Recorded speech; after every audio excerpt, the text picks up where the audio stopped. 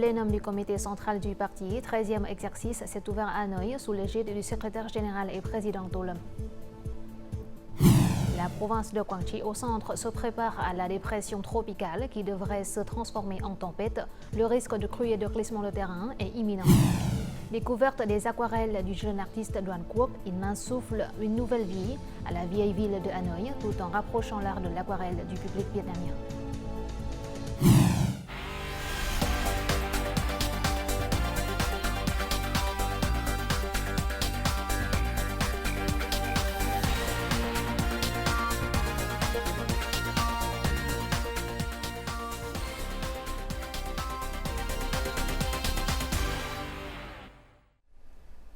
Mesdames, Messieurs, bonjour. Bienvenue à la nouvelle édition du journal francophone. Le 10e plénum du comité central du Parti communiste vietnamien, 13e exercice, s'est ouvert ce mercredi matin à Hanoï. Le secrétaire général et président Tolum a prononcé le discours d'ouverture. Lors de l'ouverture, le comité central a observé une minute de silence en hommage aux victimes du typhon Yagi et des inondations dans le nord du pays. Les 10 sujets relevant de 2 grands axes stratégiques seront abordés lors de ce plénum de 3 jours. L'objectif ultime d'ici 2025 est la mise en œuvre réussie de la résolution du 13e congrès du parti qui constituera la base pour atteindre les objectifs stratégiques à long terme en vue du centenaire du parti et de la fondation du pays. Concernant la préparation du 14e congrès du parti, le secrétaire général et président Tolum a insisté sur l'importance cruciale du choix des candidats pour garantir la mise en œuvre réussie des politiques du parti, afin de faire entrer le pays dans une nouvelle ère. Ce mercredi matin, le secrétaire général et président Tolum a présidé une réunion du Politburo qui a donné ses avis sur le projet d'investissement de la ligne ferroviaire à grande vitesse Nord-Sud. Le Politburo a conclu qu'il s'agissait d'un projet très important, un moteur du développement socio-économique, contribuant à grande partie de la défense et la sécurité nationale, conformément à la résolution du 13e congrès du parti et la mise en œuvre des plans nationaux. Le Politburo a convenu de consulter le comité central du parti pour l'approbation de la politique d'investissement du chemin de fer à grande vitesse Nord-Sud avant que le gouvernement ne la soumette à l'Assemblée nationale lors de la 8e session de la 15e législature de l'Assemblée nationale. La dépression tropicale en mer orientale pourrait se transformer en une tempête de niveau 8. Selon les prévisions, elle atteindrait jeudi après-midi les zones côtières de Quang Tri à Quảng Nam. Cette dépression tropicale provoquera de fortes pluies dans de nombreuses provinces du centre, comme Quang Binh, Quang Tri, Thừa Thiên Huế, Đà Nẵng, Nghệ An, Hà Tĩnh, provoquant éventuellement des inondations et glissements de terrain. Face à cette situation, le ministère de l'Agriculture et du Développement rural a tenu cet après-midi une réunion d'urgence. Le ministère exige que les provinces côtières du centre élaborent des plans pour évacuer les habitants hors de zones à haut risque, récolte de toute urgence du riz et des fruits de mer, examinent attentivement les lacs réservoirs hydroélectriques et appellent les bateaux à revenir à la terre ferme. De fortes pluies ont commencé à s'abattre dans les provinces septentrionales du centre. Après les pluies, des crues et des glissements de terrain pourraient avoir lieu. Face à l'évolution de la dépression tropicale, les autorités locales ont pris immédiatement des mesures de prévention. Tout de suite, reportage réalisé dans la province de Quang Tri au centre. Des groupes de gardes frontières ont été envoyés aujourd'hui dans chaque commune côtière de Quang Tri pour aider les populations à se préparer à la dépression tropicale. Ma famille est peu nombreuse. J'avais très peur quand j'ai entendu parler de la tempête. Aujourd'hui, nous avons déployé 34 officiers et soldats, qui sont divisés en 3 équipes. Leur tâche est d'aider les habitants à consolider leurs maisons et à se préparer à l'éventuelle arrivée de la tempête et des inondations. Aujourd'hui, des pluies très fortes se sont abattues à Dak Krong dans la province de Quang Tri. Les pluies risquent de provoquer des inondations et des glissements de terrain. Actuellement, plus de 5000 foyers se trouvent dans des zones à haut risque d'inondation, de crues soudaines et de glissements de terrain. Nous avons trouvé des endroits sûrs pour déplacer les habitants en cas d'inondation. Les forces doivent être disponibles 24 heures sur 24. Tous les travaux de construction en cours doivent être temporairement arrêtés. Jusqu'à présent, à l'appel des autorités locales, la majorité des bateaux de pêche de Quang Tri opérant en mer ont revenu à la terre ferme. Le niveau d'eau dans les lacs réservoirs est de 30 à 40%. Les autorités locales demandent aux habitants de redoubler de vigilance face à l'évolution complexe de la dépression tropicale, le risque de crue et de glissement de terrain étant imminent. La tempête numéro 3 a causé de sérieux dégâts dans de nombreuses localités. À Hanoï, plus de 40 000 arbres sont tombés ou ont eu des branches cassées. Plus de 11 000 arbres urbains ont été arrachés, c'est-à-dire les arbres plantés sur les trottoirs, les rues et autres lieux publics gérés par la ville. Au cours des 10 derniers jours, outre le déboisement pour assurer la sécurité de la circulation, la ville a également mobilisé des forces et des moyens pour replanter plus de 4 000 arbres tombés. Pour sauver cet arbre, les ouvriers ont dû enlever toutes les feuilles et tailler les branches. Ce n'est qu'alors que la plante peut concentrer l'eau et les nutriments pour son tronc et empêcher l'évaporation à travers les feuilles, augmentant ainsi sa capacité de survie. Plus le délai entre la chute d'un arbre et son replantage est long, moins il a de chances de survivre. Si l'arbre est exposé longtemps au soleil et à la pluie sans couper les feuilles, il sera très faible. Nous essayons de tailler les arbres le plus vite possible. Nous mobilisons toutes nos forces pour être toujours prêts à participer au secours. Pour les arbres ayant un taux de survie de 60% ou plus, nous procédons aux soins.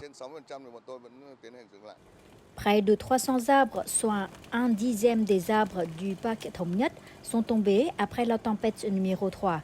Replanter ces souches d'arbres ne consiste pas simplement à remettre l'arbre dans son ancienne position. Chaque détail est pris en compte. Avec un banyan âgé de plusieurs dizaines d'années, il faut non seulement le replanter, mais aussi le guider pour que les racines puissent s'étendre et qu'il soit en meilleure santé.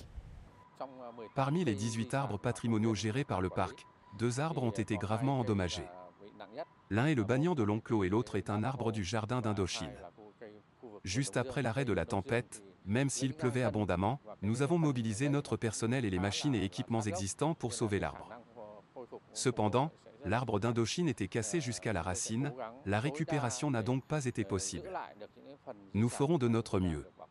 Pour achever le replantage des arbres tombés avant le 20 septembre, depuis 10 jours, du petit matin jusqu'à tard le soir, les agents, ouvriers et mécaniciens du parc Thong Nhất se sont attelés à la tâche. Nous mettons tous de côté les affaires familiales pour sauver des arbres et pour la cause commune. Personne ne fait de pause. À partir de ces tiges, des pousses vertes germeront en 3 semaines. L'ombre reviendra dans 3 ans. Mais replanter l'arbre tombé n'est qu'une tâche immédiate. À long terme, Hanoï doit choisir des arbres urbains plus adaptés, capables de résister au vent et aux tempêtes, afin de minimiser les risques et les dommages face aux catastrophes naturelles. Ces derniers jours, la communauté internationale a fourni des aides d'urgence à des communautés les plus touchées par la tempête Yagi. Le district de Quang Hoa, province de Cao Bang, a reçu des réservoirs d'eau en plastique.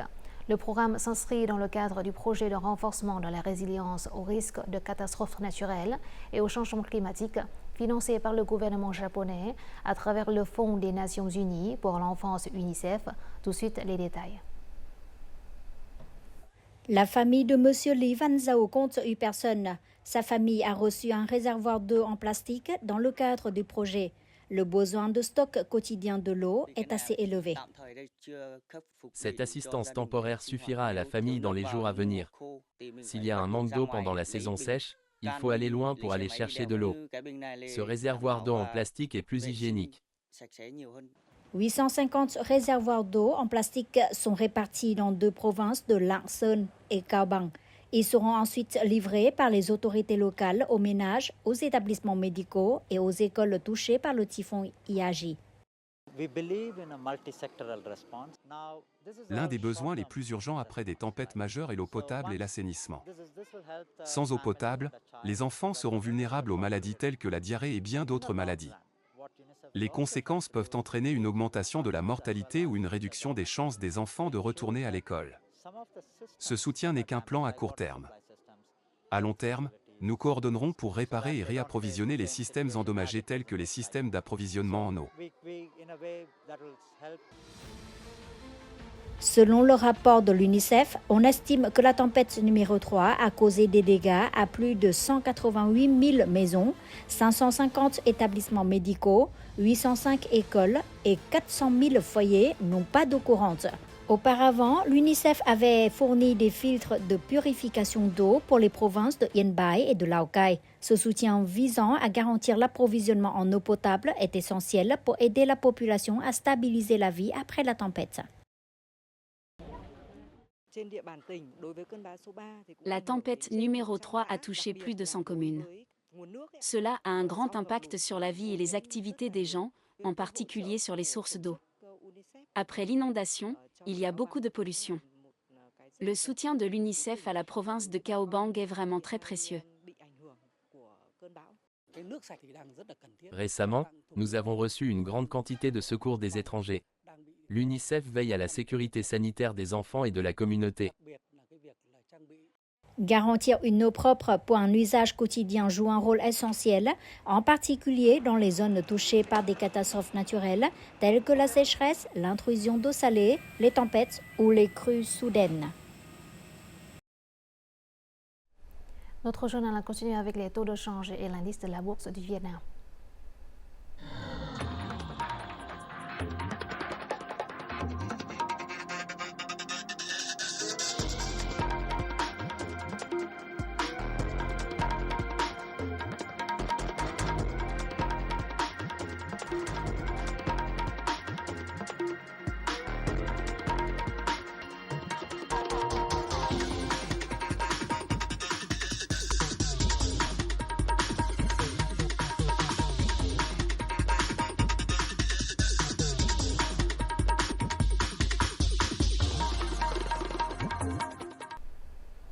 Le Conseil consultatif pour la grâce présidentielle de 2024 s'est réuni ce mercredi après-midi à Hanoï sous la présidence du vice-premier ministre permanent Nguyễn Hòa Bình. Le dirigeant Nguyễn Hòa Bình a souligné que la clémence envers les détenus était une belle tradition de la nation. Au cours de la réunion, le Conseil a examiné les dossiers des prisonniers éligibles à la grâce présidentielle. La liste des amnisties sera décidée par le président de la République. Depuis 2009, plus de 92 000 détenus ont bénéficié de la grâce présidentielle. Le retour abondant des commandes à l'exportation motive fortement le redressement des entreprises du textile et de l'habillement. Cependant, de nombreuses difficultés persistent, notamment les coûts élevés de logistique et de transport maritime et la hausse des prix de matières premières. Les entreprises, bien qu'elles fassent le plein de commandes, sont encore inquiètes. Elles doivent s'efforcer de trouver des solutions pour stabiliser leur production. Cette entreprise exporte principalement vers l'UE, le Japon et les États-Unis. Elle a reçu suffisamment de commandes jusqu'en février 2025. Cependant, les coûts d'expédition vers le marché européen ont augmenté de 80%, voire de 100% par rapport à l'année dernière. L'entreprise a dû signer un contrat annuel avec l'unité de transport, ce qui permet d'économiser 5 à 10% des coûts d'expédition de marchandises. Cette collaboration profite autant à l'entreprise exportatrice qu'à l'unité de transport. Pour signer de tels contrats, il nous faut avoir des approvisionnements et une production stable afin de garantir le nombre d'envois et la quantité de produits exportés chaque semaine. Sinon, nous aurons une amende. Une autre difficulté est que le prix des tissus a également augmenté d'environ 6%. Or, la plupart des commandes reçues sont d'un volume modeste. Par conséquent, les entreprises disposant de chaînes fermées et d'approvisionnement stable de matières premières ont plus d'avantages pour convaincre leurs partenaires de conclure des commandes de grande valeur. Notre production ne dépend pas des importations de matières premières. C'est un élément très important pour l'industrie textile. Cela détermine si nous pouvons recevoir une commande ou non. Il faut renforcer les liens entre les entreprises de l'industrie, créer une chaîne d'approvisionnement fermée, depuis la filature, le tissage et la teinture jusqu'à la production, afin de profiter des avantages apportés par les accords de libre-échange et réduire la dépendance aux importations de matières premières. Au cours des derniers mois de l'année, les entreprises textiles et de l'habillement continueront à subir une forte pression en raison de la hausse des coûts de production. Par conséquent, cette industrie a besoin de davantage de soutien financier en termes de prêts bancaires, de taux d'intérêt et de taux de change, afin d'améliorer sa compétitivité sur le marché international. Selon les statistiques, le pays compte environ 8 millions de personnes handicapées, dont plus de 2 millions d'enfants. Assurer l'accès à l'éducation des enfants handicapés est toujours une préoccupation du parti et de l'État. Récemment, les élèves handicapés ont commencé la nouvelle année scolaire avec beaucoup de plaisir. Pouvoir aller à l'école et accéder aux connaissances les aidera à avoir plus de confiance pour s'intégrer dans la communauté. Tout de suite, reportage réalisé à Hanoï. Nous voici dans une classe spécialisée du collège Sadan à Hanoï. Tous les élèves sont malentendants. L'enseignante et les élèves communiquent grâce à la langue des signes, ainsi que des supports pédagogiques visuels permettant aux enfants d'absorber facilement les leçons. Les enfants apprennent les matières de base et complètes, qui sont les principales matières prescrites dans le programme d'enseignement général de 2018, mais le niveau et le contenu des connaissances sont réduits. De plus, nous proposons des matières spéciales pour les étudiants sourds, à savoir le développement de la communication, la prononciation, la pratique de l'écoute et la langue des signes. Les enfants vont à l'école pour étudier, jouer avec des amis, s'intégrer dans la communauté et aider les nouveaux élèves de première année. En plus des classes spécialisées, il y a aussi des classes mixtes où les malentendants étudient ensemble avec les élèves normaux. Actuellement, l'école compte environ 400 élèves des niveaux préscolaires, primaires et secondaires, dont 65% sont des élèves handicapés, principalement des malentendants. Lorsque les élèves finissent leur 9e année, plusieurs d'entre eux veulent poursuivre leurs études, mais certains autres veulent travailler pour aider leur famille et s'intégrer dans la société. Alors, chaque année, nous organisons 1 ou 2 classes de formation professionnelle pour les élèves voulant travailler à la sortie de l'école. La nouvelle année scolaire a également commencé au village de l'amitié du Vietnam à Hanoï. Environ 120 enfants infectés par l'agent orange y sont nourris, soignés et éduqués. Ils apprennent à lire et à écrire et bénéficient aussi d'une formation professionnelle. Un cours ici dure parfois jusqu'à 10 ans, voire plus. Par conséquent, pour accompagner les enfants, nous devons avoir une patience et un amour spécial pour eux. Les personnes handicapées elles-mêmes subissent des désavantages. Les enfants victimes de l'agent orange sont beaucoup plus défavorisés. Par conséquent, nous considérons le travail de soigner mentalement et physiquement les enfants comme notre responsabilité. Les petits cadeaux motivent les élèves handicapés à passer une nouvelle année scolaire dans la joie et le bonheur.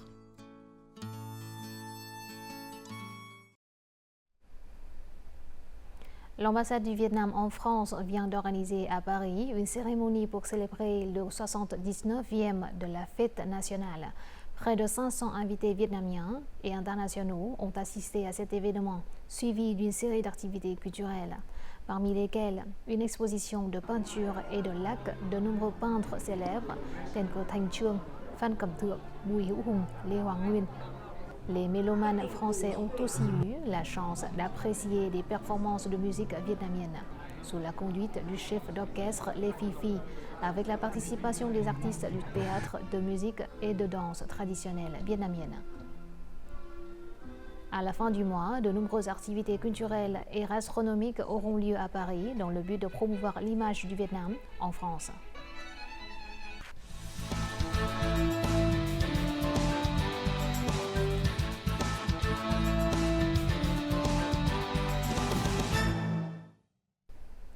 Nous entendons souvent le dicton « une image vaut 1000 mots ». Pour le jeune artiste Doan Quoc, ses aquarelles parlent d'elles-mêmes et transmettent des messages profonds aux amateurs d'art.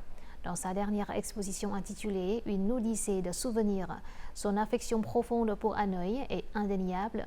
Dans ce chapitre, l'invité du jour, découvrons la façon dont Doan Quoc insuffle une nouvelle vie à la vieille ville de Hanoï, tout en rapprochant l'art de l'aquarelle du public vietnamien. Les nuits d'été animées du marché de Dong Xuân, les fleurs de poirier blanches rayonnantes de février et un coin de rue illuminé par des lanternes rouges. Ce sont les scènes capturées dans l'exposition Une odyssée de souvenirs qui donne aux visiteurs la chance de se plonger dans les paysages emblématiques, les rythmes quotidiens et la culture de Hanoï.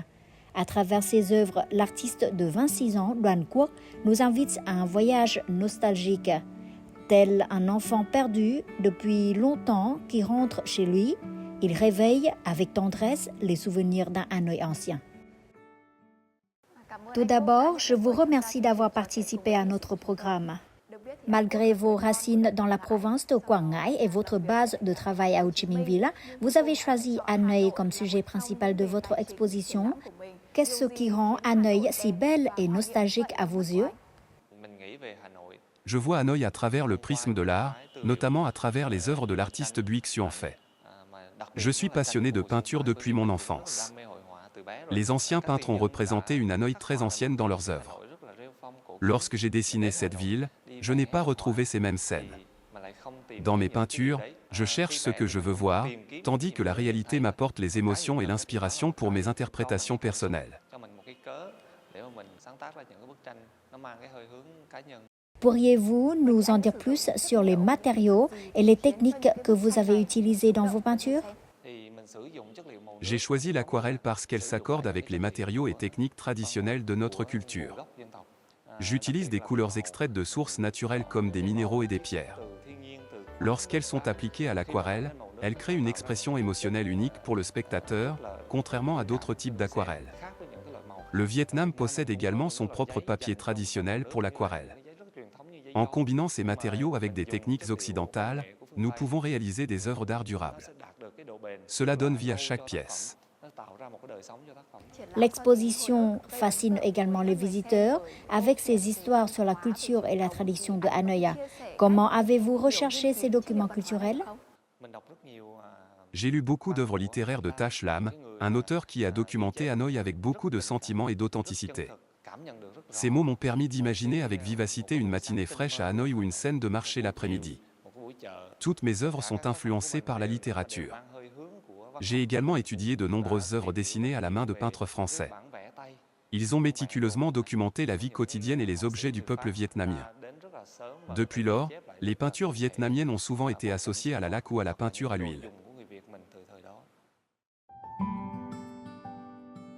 Avec un dévouement sans faille à l'aquarelle, le talent de Doan Quoc a brillé sur la scène internationale où il a représenté de jeunes artistes vietnamiens au festival d'aquarelle de Fabriano à Milan. En 2023, il a obtenu le 3e prix au prix créatif de Ho Chi Minh Ville pour son projet « Là où les villes convergent » et le 2e prix au prix des Beaux-Arts de Ho Chi Minh Ville en 2022. Les œuvres de Quoc ont une qualité cinématographique. Quoc exprime ses émotions, à travers des couleurs avec minutie. À travers sa peinture immobile, la lumière semble même évoquer un parfum. C'est vraiment une personne talentueuse, possédant une bonne compréhension de la forme et de la couleur tout en contrôlant et en mélangeant habilement les couleurs. Au-delà de son succès personnel, Doan Quoc est profondément engagé à nourrir la prochaine génération d'artistes. Grâce à son initiative de créer une communauté d'aquarellistes vietnamiens, Doan Quoc partage avec passion son expertise et inspire les jeunes talents à explorer la beauté de l'aquarelle.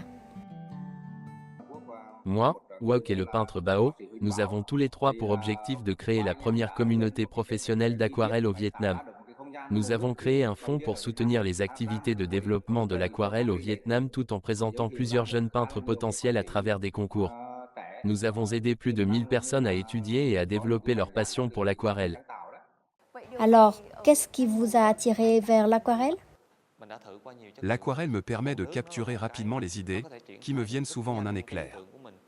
L'aquarelle permet de capturer facilement ces moments lorsque je peins en plein air. Une fois que le pinceau touche le papier, la peinture est terminée à 70%.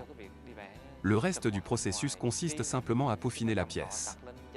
La fluidité de l'aquarelle me permet d'être plus délibérée, douce et méticuleuse. Quels étaient vos objectifs lorsque vous avez fondé la communauté d'aquarelle du Vietnam? La communauté d'aquarelle du Vietnam vise à partager nos compétences, notre expérience, nos connaissances et notre passion pour l'aquarelle avec d'autres personnes. L'espace sert également de plateforme aux artistes pour étudier et expérimenter l'aquarelle, ainsi que pour se tenir au courant des tendances mondiales. La communauté existe depuis plus de 6 ans. Chaque année, nous organisons des ateliers, des concours de peinture et des activités de peinture en plein air pour favoriser la pratique de l'aquarelle. Notre objectif est de transmettre la passion et la conviction à d'autres artistes afin qu'ils réfléchissent de manière plus positive à ce matériau et aussi plonger. Encore une fois, merci beaucoup de votre partage. Je vous souhaite beaucoup de succès et j'espère que vous continuez d'inspirer davantage de jeunes Vietnamiens à découvrir l'aquarelle. Voici tout de suite les prévisions météo dans les principales villes du Vietnam.